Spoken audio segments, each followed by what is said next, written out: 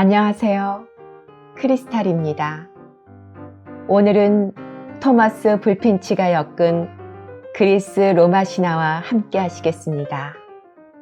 그리스 로마 신화는 고대 그리스에서 발생해 로마 제국으로 이어지는 신화로 서양 문화 전반에 크고 깊은 영향을 미쳤다고 할 수 있죠. 전 세계적으로 알려진 이야기이기도 하고요. 올림포스 산꼭대기, 신들의 처소에 머물며 인간의 삶에 영향을 미쳤다는 12신들의 이야기.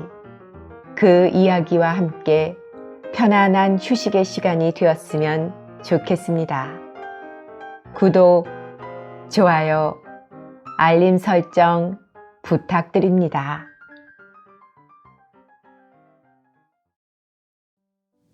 오디세우스. 트로이 전쟁을 승리로 이끄는데 결정적인 공헌을 했던 오디세우스는 고국 이타게로의 귀향길에 올랐다. 호메로스의 서사시 오디세이아는 여기서부터 시작된다. 트로이를 출발한 일행은 처음에 이스마로스라는 키콘족이 살고 있는 항구 도시에 상륙했다. 그곳에서 주민들과 충돌이 일어나는 바람에 오디세우스는 한 배에서 6명씩의 부하를 잃었다. 그곳을 빠져나온 후에는 폭풍우를 만나 9일 동안 바다를 떠다닌 끝에 로토파고스라는 나라에 도착했다. 그곳에서 식수를 실은 다음 오디세우스는 어떤 인종이 살고 있는지 조사하기 위해 3명의 부하를 보냈다. 3사람이 로토파고스로 가자 그들은 친절하게 맞이하며 자기네들의 식량인 연으로 만든 음식을 내놓았다. 그 음식은 고향 생각을 잊고 언제까지나 그곳에 머물고 싶게 하는 힘이 있었다. 그래서 오디세우스는 억지로 3사람을 끌고 와서 배의 벤치 밑에 묶어두었다. 일행은 그 다음에 키클로푸스의 나라에 도착했다. 키클로푸스는 거인족이었다. 거인들에게는 눈이 하나밖에 없었는데 그것이 이마 한가운데에 붙어 있었다. 그들은 동굴에 살면서 섬의 야생동물과 자기네가 기르는 양의 젖을 식량으로 삼았다. 오디세우스는 주력 부대를 정박한 배에 남겨놓고 자신은 한 척의 배를 타고 식량을 구하기 위해 키클로푸스의 섬으로 갔다. 그는 그들에게 선물할 술을 한 병 가지고 부하들을 거느리고 커다란 동굴에 이르렀다. 동굴 속으로 들어가 보니 그 속에는 포동포동하게 살찐 양떼와 많은 치즈와 젖을 넣는 통과 주발이 있었으며 우리 속에는 양과 염소들이 가득 들어 있었다. 잠시 후에 동굴의 주인 폴리페모스가 큰 나무찜을 지고 돌아와 그것을 동굴 입구에 내려놓았다. 그는 안으로 들어오자 20마리의 황소의 힘으로도 끌 수 없는 큰 바위로 동굴 입구를 막고 양젖을 짜기 시작했다. 그리고 젖의 일부분은 치즈를 만들기 위해 저장하고 나머지는 저녁 때 먹기 위해 그대로 두었다. 그는 큰 눈으로 사방을 둘러보다 낯선 사람들이 눈에 띄자 큰 소리로 너희는 누구며 어디서 왔느냐고 물었다. 오디세우스는 공손한 태도로 자기들은 그리스인인데 최근 트로이를 정복하여 빛나는 공을 세우고 귀국하는 중이라고 말하고 후대해 주기를 간청했다. 그러나 폴리페모스는 아무 말도 하지 않고 오디세우스의 부하 2를 붙잡아 한꺼번에 먹어치웠다. 그리고 배가 부른 그는 잠이 들었다. 오디세우스는 그 사이에 그를 칼로 찌를까도 생각했으나 그렇게 하면 거인이 동굴 입구에 갖다 놓은 바위를 그들의 힘으로는 도저히 움직일 수 없어서 영원히 동굴 속에 갇히게 될 것이라고 생각했다. 이튿날 아침 키클로푸스는 다시 오디세우스의 부하 2사람을 먹어치웠다. 그리고는 동굴의 문을 열고 양떼들을 몰아낸 다음 조심스럽게 바위를 들어 입구를 막아버렸다. 그가 나가자 오디세우스는 피살된 부하들의 원수를 갚고 남은 부하들과 도망칠 방도를 강구했다. 그는 부하들에게 큰 나무 막대기를 준비하게 했다. 그들은 키클로푸스가 지팡이를 만들기 위해 베어온 나무를 발견하고 그 끝을 뾰족하게 깎아서 불에 바짝 말린 다음 동굴 바닥에 있는 집 밑에다 감추어 두었다. 그리고 가장 용감한 4명을 선발하여 오디세우스는 5번째로 그들에게 가담했다. 저녁 때가 되어 동굴로 돌아온 키클로푸스는 다시 오디세우스의 부하 중 2사람을 먹어치웠다. 그가 식사를 마치자 오디세우스는 그에게 술을 한 주발 따라주면서 말했다. 키클로푸스여, 이것은 술입니다.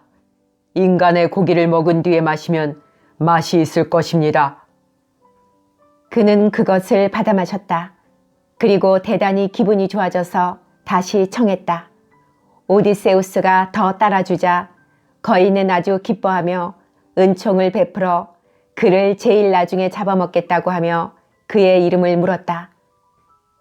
내 이름은 우티스입니다. 우티스는 아무도 아니다라는 뜻입니다. 오디세우스가 대답했다. 거인은 술에 취해 골아떨어졌다. 오디세우스는 선발된 4사람의 부하와 더불어 막대기 끝을 불에 벌겋게 달군 뒤 그것을 거인의 애꾸는 깊이 받고는 빙빙 돌렸다. 거인은 동굴이 떠나갈 듯한 비명을 질렀다. 오디세우스는 그의 부하들과 함께 재빨리 몸을 피해 동굴의 한쪽 구석에 숨었다.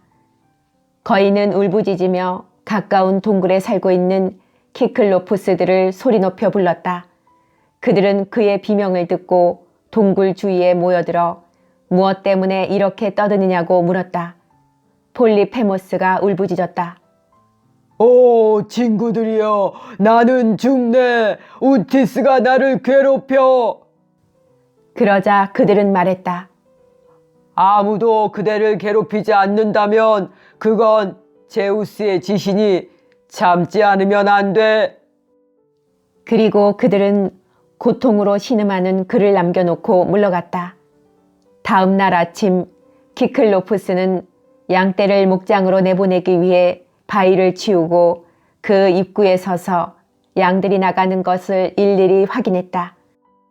오디세우스는 부하들에게 동굴 바닥에 있는 버들가지로 마구를 만들라는 명령을 내렸다. 그리고 3마리의 양을 한 조로 하여 그 마구를 채워 나란히 걸어가게 했다. 오디세우스와 그의 부하들은 3마리 중 가운데 양의 배 밑에 한 사람씩 매달렸다. 양이 지나갈 때마다 거인은 양의 등과 옆구리를 만져보았으나 배를 만져볼 생각은 하지 못했다. 이리하여 부하들은 모두 무사히 통과했고 마지막으로 오디세우스가 통과했다. 동굴을 벗어나자 오디세우스와 그의 부하들은 많은 양떼를 몰고 배 있는 곳으로 돌아왔다. 그리고 서둘러 양을 배에다 싣고 해안에서 떠나버렸다. 안전한 거리에 이르렀을 때 오디세우스가 외쳤다. 키클로푸스여, 신들이 내 잔악한 행위에 대해서 복수할 것이다. 내 눈을 멀게 한 것은 오디세우스이다.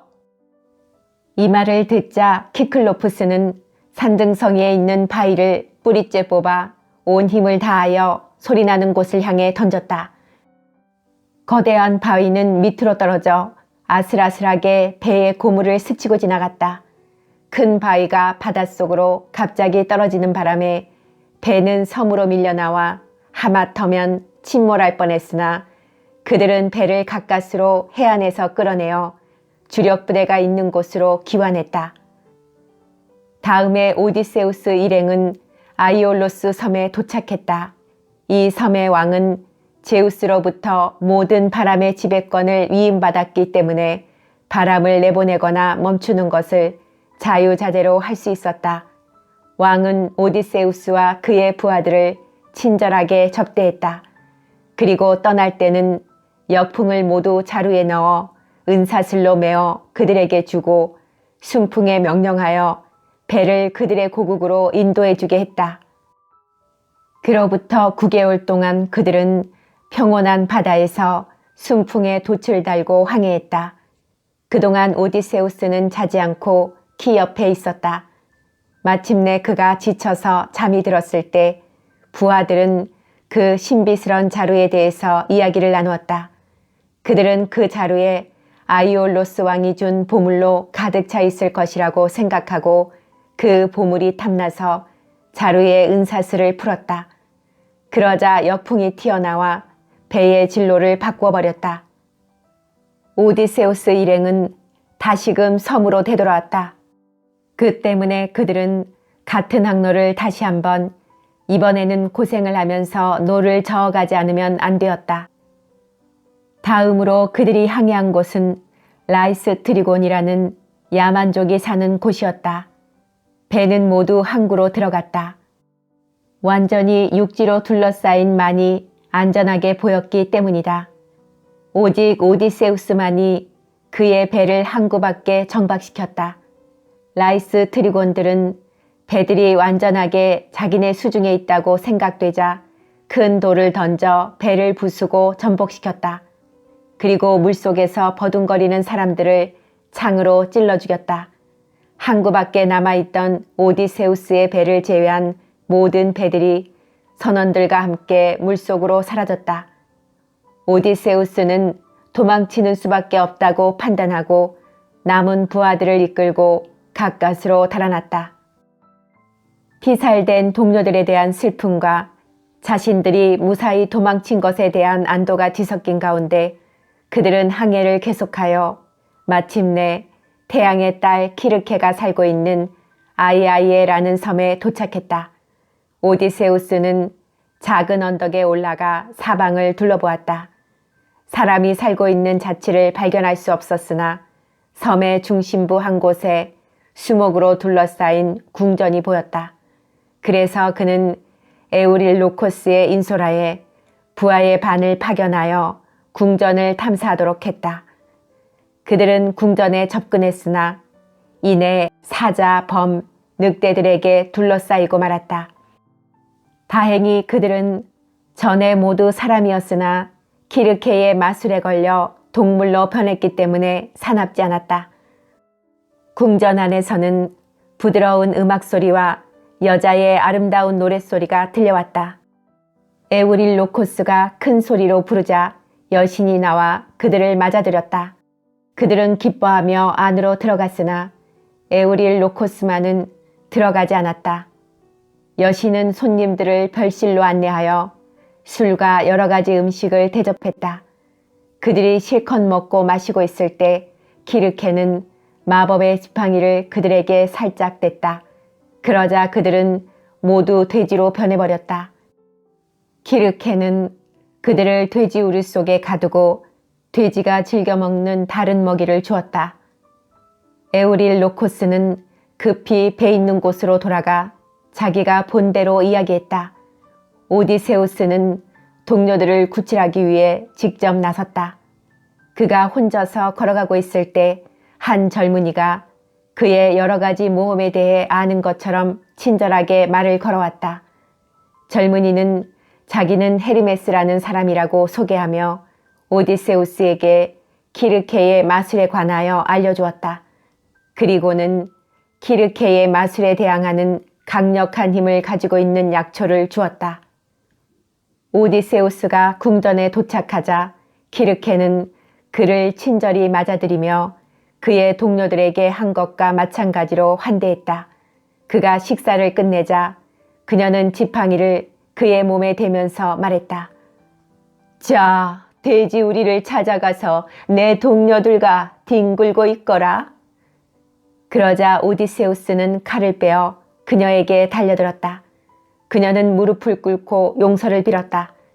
그는 그녀에게 자기 동료들을 풀어주고 다시는 자기나 동료들에게 해를 끼치지 않겠다는 서약을 하라고 명령했다. 돼지로 변했던 사람들은 다시 본 모습으로 돌아오고 해안에 있던 선원들도 초대를 받아 굉장한 환대를 받았다. 이런 날이 계속되자 오디세우스는 고국도 잊은 채 편안하고 무의한 생활에 빠져든 것처럼 보였다. 마침내 동료들이 그를 깨우쳐 주었고 그는 그들의 충고를 감사히 받아들였다. 키르케는 그들의 출발을 돕고 세이렌들이 있는 해변을 무사히 통과하는 방법을 가르쳐 주었다. 세이렌들은 바다의 림프로 노래를 불러서 사람들을 유혹하는 힘을 가지고 있었다. 그 노래를 들으면 선원들은 불행히도 바닷속으로 뛰어들어가고 싶은 충동을 느껴 모두 바다에 빠지고 말았다. 키르케는 오디세우스에게 선원들의 길을 밀초로 막아 노랫소리를 듣지 못하게 하라고 일렀다. 그리고 오디세우스 자신은 선원들로 하여금 그의 몸을 돛대에 결박하게 한 다음 세이렌의 섬을 통과하기까지 그가 무슨 소리를 하든 무슨 짓을 하든 결코 풀어주지 말게 하라고 일렀다. 오디세우스는 키르케의 말에 따랐다. 그는 부하들의 귀를 밀초로 막고 부하들에게 자신을 돛대에 단단히 붙잡아 매도록 했다. 그들이 세이렌 섬에 접근하자 평온한 바다 위에서 매혹적인 노랫소리가 들려왔다. 그러자 오디세우스는 결박을 풀려고 마구 몸부림을 치며 부하들에게 말과 몸짓으로 자기를 풀어달라고 애원했다. 그러나 그들은 처음의 명령에 순종하여 그를 더욱 단단히 결박했다. 그들은 그런 상태로 항해를 계속했다. 그러자 노랫소리가 점점 약해지더니 마침내 들리지 않게 되었다. 오디세우스는 또 키르케로부터 스킬라와 카리브디스라는 두 괴물을 경계하라는 주의를 받았다. 스킬라는 전에는 아름다운 처녀였으나 키르케 때문에 뱀 모양의 괴물로 변한 것이다. 높은 절벽 위에 있는 동굴 속에 사는 그녀는 동굴 밖으로 긴 목, 그녀는 6개의 머리를 가지고 있었음. 을 내밀고 통과하는 배가 있으면 그 배의 선원 중에서 한 사람씩 6명을 잡아먹었다. 카리브디스는 해변 가까이에 살고 있는 소용돌이였다.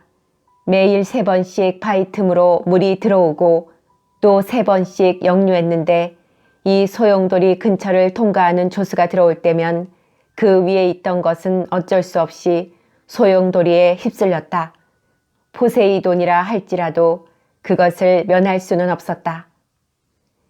이 무서운 괴물들이 나타나는 장소에 배가 도착하자 오디세우스는 엄중하게 감시를 했다. 오디세우스와 부하들이 불안한 눈으로 그 무서운 소용돌이를 감시하고 있는 동안 스킬라가 긴 목을 내밀어 6명을 붙잡아 동굴 안으로 납치해 갔다. 그것은 오디세우스가 그때까지 본 것 중에 가장 슬픈 광경이었다. 동료들이 희생되는 것을 보고 또 그들의 비명소리를 들으면서도 그는 아무런 손을 쓸 수가 없었다. 스킬라와 카리브디스가 있는 곳을 통과한 후 트리나키아라는 섬에 상륙했다. 그곳에서는 태양신 히페리온의 두 딸 람페티아와 파에투사가 히페리온의 가축을 사육하고 있었다. 항해자들은 아무리 필요하더라도 그 가축들의 손을 대서는 안 된다고 키르케가 경고했었다. 만일 금기를 어길 경우 반드시 파멸이 온다는 것이다. 오디세우스는 이 태양신의 섬에 들르지 않고 통과하려 했으나 부하들이 배를 정박시키고 해안에서 하룻밤만 자도 피로가 풀릴 것 같다고 애원하는 바람에 양보했다. 그는 그들에게 키르케가 배에 실어준 식량 외에는 아무것도 손을 대면 안 된다고 당부했다. 식량이 남아있는 동안 부하들은 그 명령을 잘 지켰다. 그러나 역풍으로 인해 한 달 동안이나 섬에 억류되어 남은 식량을 모두 소비한 후에는 새나 물고기를 잡아먹지 않으면 안 되었다. 굶주림에 시달리게 되자 그들은 오디세우스가 없을 때 가축을 몇 마리 죽이고 그 일부분을 신들에게 바쳐 자신들의 범행을 배상하려고 했다.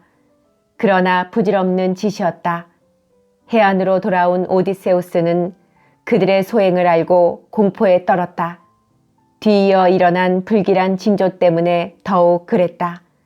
짐승의 가죽이 땅 위로 기어다니고 고깃점은 불에 구울 때 꼬챙이에서 우는 소리를 냈다. 이윽고 순풍이 불기 시작했으므로 그들은 섬을 떠났다.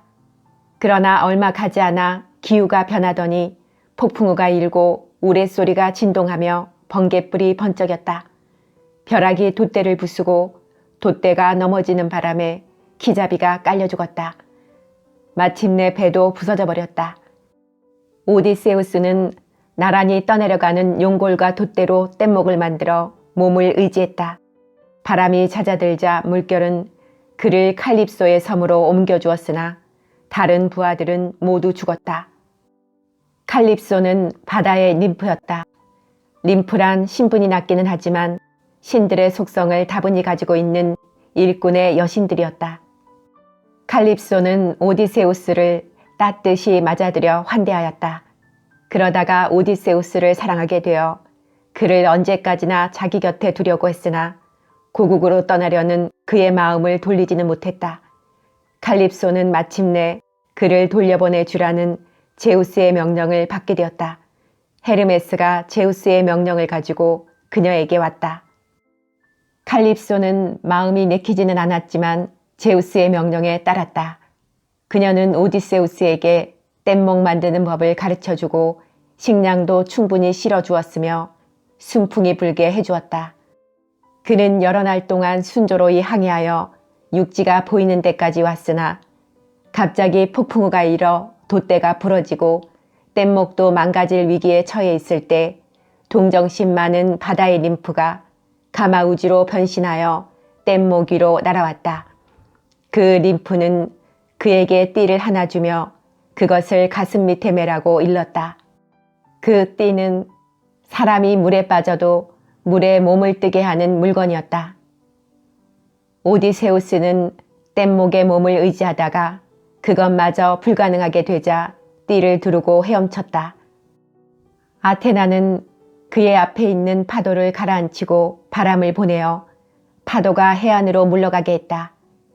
밀려오는 높은 파도가 바위에 부딪히는 바람에 쉽사리 무트로 접근할 수 없었으나 오디세우스는 마침 조용히 흐르는 하구에 파도가 잔잔한 것을 발견하고 그쪽으로 상륙했다. 지친 그는 죽은 사람처럼 해안에 쓰러져 있었으나 곧 기운을 차리고 일어났다. 그러나 장차 어떻게 하면 좋을지 난감하여 조금 떨어진 곳에 있는 숲을 발견하고 그곳으로 갔다. 거기는 파이아케스인의 나라 스케리아였다. 파이아케스인들은 원래 키클로프스족이 있는 섬 근처에 살다가 그 야만족의 압제를 벗어나 나우시토스라는 왕의 지휘하에 스케리아 섬으로 이주한 것이다. 부유한 그들은 전쟁에 휘말리지 않고 잘 지냈다.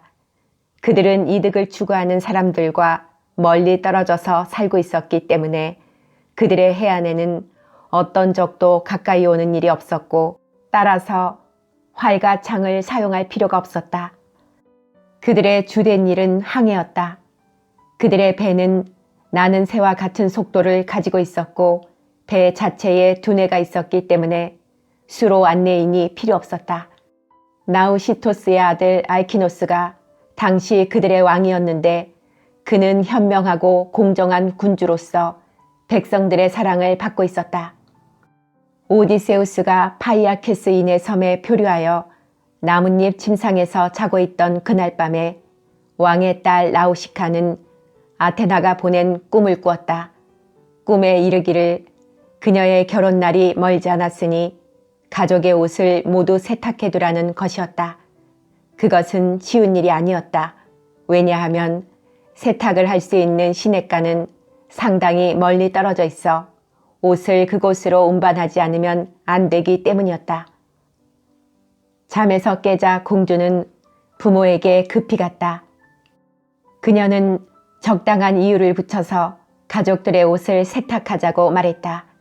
아버지는 쾌히 승낙하여 세탁할 옷과 충분한 음식과 술을 마차에 싣게 했다.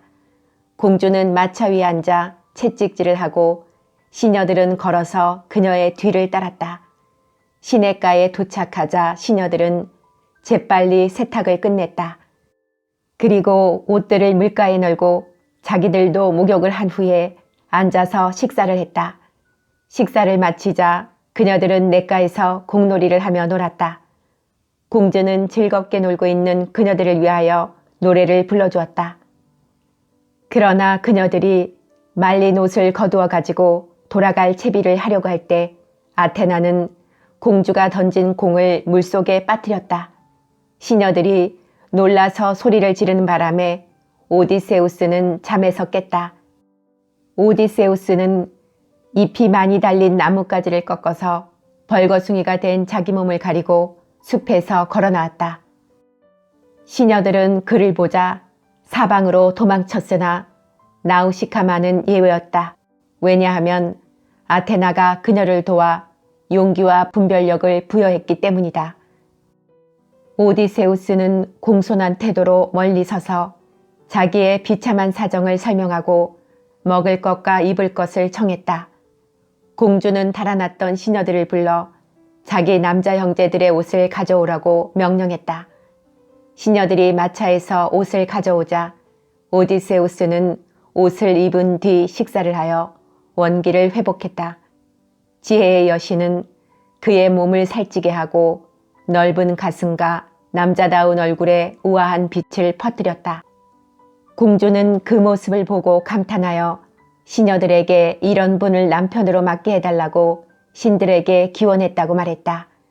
그녀는 오디세우스에게 시내로 가기를 권하고 들길을 갈 동안은 자기들 일행을 따라오고 시내에 가까이 가면 자기들과 떨어져서 오라고 했다. 무식하고 천한 백성들이 이러니 저러니 떠들 것을 두려워했기 때문이었다. 그런 일이 없도록 그녀는 그에게 시내에 인접한 숲속에서 잠시 기다려달라고 말했다. 그곳에는 왕의 과수원이 있었다. 공주와 그 일행이 시내로 들어갈 동안 그곳에서 기다리고 있다가 누구든지 만나는 사람에게 부탁하면 궁전까지 안내해 줄 것이라고 했다. 오디세우스는 공주의 지시대로 숲속에서 잠시 기다린 뒤 시내를 향해 걷기 시작했다. 시내에 가까이 갔을 때 그는 물을 길러 오는 젊은 처녀를 만났다. 그 처녀는 변장한 아테나였다. 오디세우스는 그녀에게 인사를 하고 알키노스 왕의 궁전으로 안내해 주기를 청했다. 그녀는 궁전은 그녀의 집 근처에 있다면서 기꺼이 안내해 주겠다고 공손히 대답했다. 여신의 안내를 받으면서 그녀의 힘에 의하여 사람들 눈에 띄지 않게 구름으로 몸을 가린 오디세우스는 군중 사이를 부지런히 걸어갔다. 그는 그들의 항구, 배, 공회당과 성벽을 보고 놀라움을 금치 못했다. 마침내 궁전에 이르렀을 때 여신은 그가 곧 만나게 될 왕과 그 나라의 백성에 대해 두루 이야기해 주고는 그의 곁을 떠나갔다. 오디세우스는 궁전의 뜰 안으로 들어가기 전에 멈춰서서 주위를 살펴보았다. 궁전은 화려했으며 궁전 밖에 있는 넓은 가수원 또한 매우 아름다웠다. 오디세우스는 감탄하면서 주위를 둘러보고 있었으나 사람들의 눈에는 그가 보이지 않았다. 그것은 아테나가 그의 주위에 구름을 깔아 아직 그를 가리고 있었기 때문이었다. 그는 천천히 구경을 마친 다음 궁전으로 들어갔다. 궁전에서는 족장들과 원로들이 모여서 헤르메스에게 제주를 따르고 있었다. 헤르메스에 대한 예배가 만찬 후에 행해졌던 것이다. 바로 그때 아테나는 구름을 거두어 오디세우스의 모습이 족장들의 눈앞에 드러나게 했다. 그는 왕비가 앉아있는 곳으로 나아가 그녀의 발밑에 무릎을 꿇고 고국에 돌아갈 수 있도록 은총과 원조를 베풀어 달라고 간청했다. 그리고 물러서서 탄원자의 예절에 따라 난로가에 가서 앉았다. 잠시 동안 아무도 말을 하는 사람이 없었다. 마침내 한 원로가 왕을 향해 입을 열었다. 길손이 신세를 지겠다고 하는데 단원자처럼 다루어 아무도 환영하지 않는 것은 잘못입니다. 이리로 정해서 음식을 대접하시지요. 이 말을 듣자 왕은 일어서서 오디세우스에게 악수를 청하고 자기의 아들에게 자리를 양보하도록 해 그 자리에 앉혔다. 이윽고 술과 음식이 나오자 오디세우스는 그것을 먹고 기운을 차렸다. 왕은 내일 회의를 열어 길손을 위한 대책을 강구하겠다고 말하며 족장과 원로들을 물러나게 했다. 모두들 물러가자 왕비는 오디세우스에게 여러 가지 질문을 했다. 그가 자세히 대답하자 왕과 왕비는 고개를 끄덕이면서 그에게 귀국할 배를 준비해 주겠다고 약속했다. 그 이튿날 배가 준비되고 노를 저을 건장한 선원들이 선발되었으며 궁전에서는 성대한 잔치가 벌어졌다. 잔치가 끝난 뒤에는 여러 가지 경기가 열렸다. 그것이 끝났을 때 전령관이 장님인 음유시인 데모도코스를 데리고 들어왔다. 데모도코스는 노래의 제목을 그리스 군이 트로이 성 안으로 쳐들어갈 때 사용했던 목마로 정했다. 아폴론이 시인에게 영감을 주었던 것이다. 그는 트로이 함락 당시의 비참한 광경과 무사들의 눈부신 활약상을 실로 감동적으로 노래했다. 그러자 모두들 기뻐했으나 오디세우스만은 눈물을 흘렸다. 그것을 본 알키노스 왕이 그에게 왜 트로이 이야기를 듣고 슬퍼하느냐고 물었다. 오디세우스는 자기의 신분을 밝히고 슬퍼한 이유를 설명했다. 그리고 트로이를 출발한 일에 겪은 여러 가지 모험담을 이야기했다. 이 이야기를 듣고 파이아케스인은 오디세우스에 대한 동정과 감탄을 금치 못했다. 그리하여 앞을 다투어 그에게 값진 선물을 주었다. 다음 날 오디세우스는 파이아케스인의 배를 타고 출발하여 곧 고국인 이타케 섬에 도착했다. 배가 해변에 닿았을 때 그는 잠들어 있었다. 선원들은 그를 깨우지 않고 선물이 든 상자와 함께 해변에 옮겨놓고 떠나버렸다.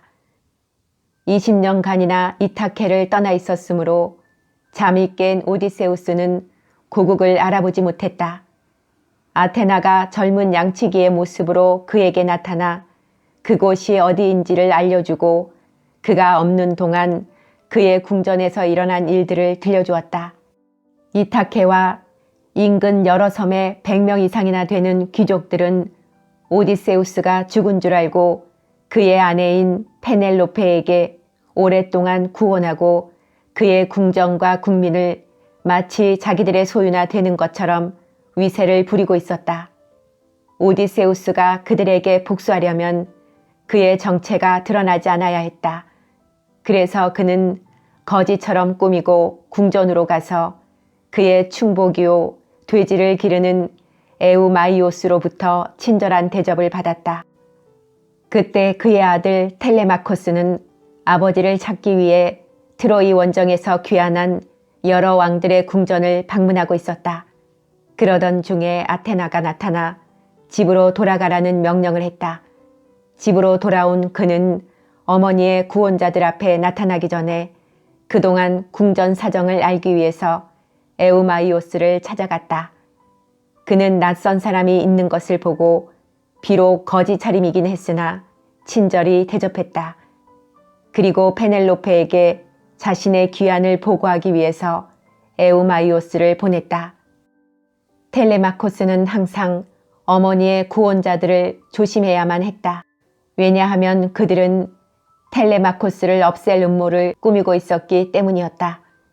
에우마이오스가 떠나자 아테나가 나타나서 아들에게 정체를 알리라고 오디세우스에게 지시했다. 동시에 그의 몸에 손을 대어 노년과 빈곤의 외관을 제거하고 본래의 건장한 모습을 부여해 주었다. 텔레마코스는 그를 보고 깜짝 놀랐다. 오디세우스는 자기가 그의 아버지라고 말하고 겉모습이 달라진 것은 아테나의 도움 때문이라고 말했다.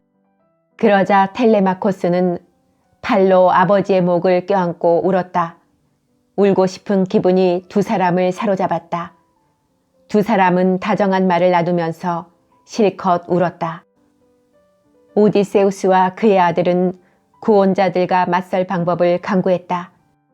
의논 끝에 텔레마코스는 궁전으로 가서 전과 같이 구원자들 사이에 섞여 있고 오디세우스는 거지 모습으로 가기로 했다.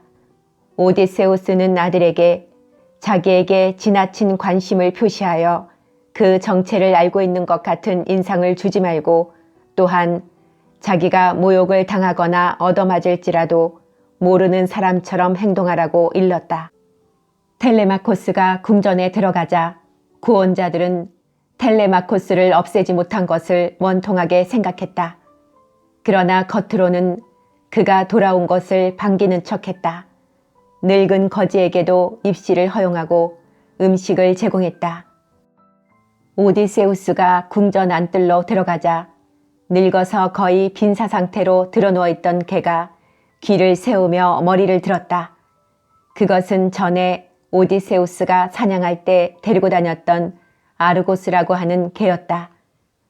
오디세우스가 음식을 먹고 있을 때 구원자들은 오만한 태도를 보이기 시작했다.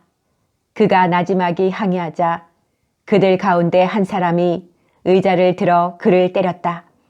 텔레마코스는 아버지가 궁전의 홀에서 그런 모욕을 당하는 것을 보자 분노를 금할 수 없었으나 아버지와의 약속을 상기하고 짐짓 모르는 채 하고 있었다. 페넬로페는 구원자 중에서 한 사람을 선택하는 것을 지금까지 미루어왔으나 이제는 더 이상 연기할 구실이 없었다. 지금까지 돌아오지 않는 것을 보면 남편은 필시 이 세상 사람이 아닌 것 같았다. 그동안 아들이 자라서 일을 처리할 수 있게 되었으므로 그녀는 아들의 의견을 받아들여 구원자들의 재능을 시험하여 선택하기로 결정했다. 시험은 활쏘기였다. 12개의 고리가 일렬로 배열되고 이 12개 전부를 화살로 관통한 사람이 왕비를 차지하는 것이다. 전에 오드세우스가 한 친구로부터 받은 활을 무기고에서 끌어내어 화살이 가득한 화살통과 함께 홀 안에 놓았다. 텔레마코스는 경기에 열중하다 보면 다른 무기를 마구 휘두를 위험이 있다는 구실로 무기들은 모두 다른 곳으로 옮기라고 명했다. 시합 준비가 끝나자 우선 활 시위를 얹기 위해서 활을 구부리는 일을 했다. 텔레마코스가 시험해 보았으나 허사였다. 그래서 그는 자기 분수에 넘치는 일을 시도했다고 겸손하게 고백하면서 활을 다른 사람에게 넘겨주었다. 그러나 그 사람도 활을 구부리지 못하고 그의 동료들로부터 조롱과 비난을 받으면서 포기했다. 다른 사람, 또 다른 사람이 해보았다. 그들은 활에 기름을 발라보기까지 했으나 활은 좀처럼 구부러지지 않았다. 마침내 오디세우스가 자기도 한번 해볼 수 있게 해달라고 겸손하게 말했다. 제가 지금은 비록 거지입니다만 한때는 무사였습니다. 몸은 늙었으나 아직은 얼마간 힘이 남아있을 겁니다. 구원자들은 조소하고 소리치며 오만 무례한 자를 내쫓으라고 명령했다. 그러자 텔레마코스가 큰 소리로 그를 변호하며 오직 늙은이의 마음을 만족시켜준다는 뜻에서 한번 해보라고 명령했다. 오디세우스는 활을 집어들고 능숙한 솜씨로 다루었다. 그리고 쉽게 화살을 활쉬위에 매기고 줄을 당겨 화살을 보기 좋게 12개의 고리 속으로 간통시켰다. 그들이 경탄의 소리를 낼 여유도 주지 않고 그는 이게 또 하나의 표적이다 하고 구원자 중에서 제일 무례한 자를 향해 정면으로 활을 겨누었다. 화살이 그의 목을 겨누자 그는 그 자리에서 쓰러졌다.